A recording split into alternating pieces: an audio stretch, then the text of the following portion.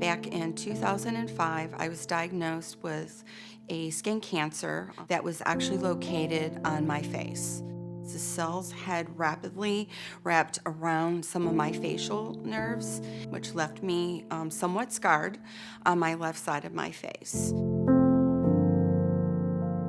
9 years later, I was diagnosed second time with non-Hodgkin's lymphoma. I ended up losing a lot of weight, losing a lot of color in my skin, where I looked very sickly. I don't talk about it a lot. When I was going through my treatments, I made a choice to go to work, to push through, no matter what I looked like on the outside, to pull within myself from the inside. And it gave me the opportunity and somewhat of a platform to be able to speak to how important skincare is and SPF. And that opened up a lot of conversations with clients.